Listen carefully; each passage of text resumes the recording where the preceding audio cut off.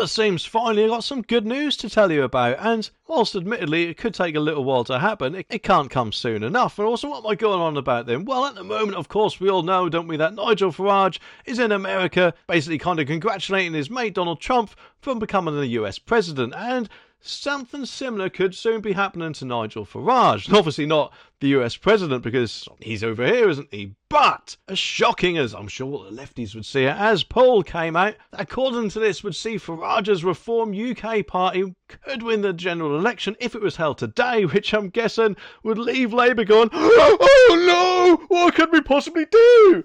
Perhaps, who knows, Keir or Labour, perhaps you should remove your head from your bum, switch on the Labour brain cell and stop peeing people off. That would be a good start, wouldn't it? But just how big could Nigel's victory be? Well, it says here that Nigel Farage's party would win 209 seats, which of course at the moment doesn't sound a lot, does it? But listen on, if the general election was held now, as a projected results by stats for lefties based on the Find Out Now data has claimed. Labour, though, they would lose 208 seats and would end up languishing on just 203 seats. Reform UK would gain 204 seats, number crunchers have suggested, with the Tories, unfortunately for them, suffering further losses. And Kemi Badenoch's party, though, it is thought would end up with just 82 seats, 39 down from where they are now. But there is just one tiny little thing which they might not have thought about too much.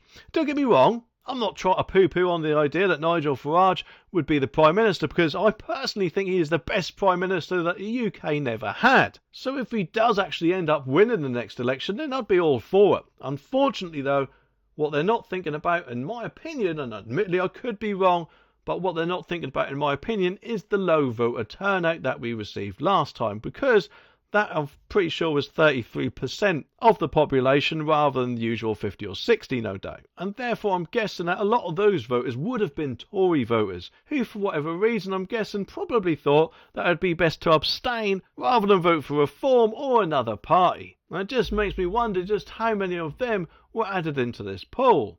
The Liberal Democrats, the SNP and Green Party meanwhile would all gain constituencies, it says. But look at this, Reform UK's chair Zahir Yousaf shared the analysis, it says, on X on Sunday, predicting that it would be borne out by further research. And if you look at this, you can see, can't you, that quite a lot of that colouring of the map, if you want to call it that, is purple, which, strange, obviously, Reformers turquoise normally, but in this poll they've put them as purple for some reason. And of course I don't know about you, but I think it would also be a good thing that Nigel was Prime Minister, because he's quite good mates with Donald Trump, isn't he? And therefore would be able to do a much better trade deal with America than what Keir Starmer's bound to think up. Because let's face it, he only seems to be focused on the EU or trying to crawl back to them rather than trying to prosper by winning over another trade deal. It even says here that Mr Farage was proclaimed the next Prime Minister of Great Britain at a party overlooking the White House on Friday, The Independent reports. And The Independent, from